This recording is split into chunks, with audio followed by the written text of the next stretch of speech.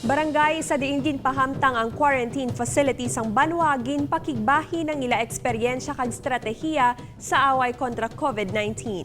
Inigitutukan ni Daryl Marie Sarmiento. Laki pang barangay Purok Uno Pavia sa mga lugar sa pungsod nga malapit 7 na kabulan nga nagaamuma sa mga ginakwarantin. Diri abi sa barangay, nahamtang ang duha ka mga bulutuan sang banwa sa diin temporaryo nagatiner ang mga returning OFW kag locally stranded individual.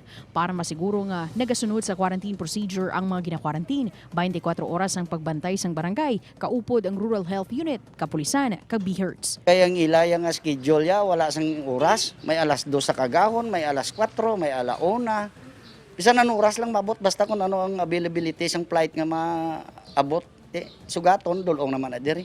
Ginatinguan nga mahatag ang maayong nga serbisyo sa mga ginakwarantin. Tag sa kakwarto may ginahatag nga folding bed sang LGU, kag mayaraman sang separado nga banyo. Sa tion may magpositibo, gina-separar ini sa mga nakakwarantin nga probable cases. Ginpakamaayo man sang barangay nga sa baylo nga home quarantine, itingob sa pasilidad sang banwa ang mga nagakinahanglan ipaidalom sa 14-day quarantine. Ang environment bala daw susceptible gid nga makalaton sa iban.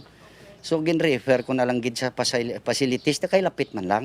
Sa karon may 98 tanan ka mga gina-quarantine sa duha ka quarantine facility sa barangay Purok Uno. Aminado ang amay sang barangay nga nagabatsyag na sila sang kakapoy. Apang sa ngalan sang serbisyo para sa mga pumuluyo, sila tanan ang nagapadayon. Actually ma'am, budlay gid man. Budlay gid man. We are 18 barangays in Pabia.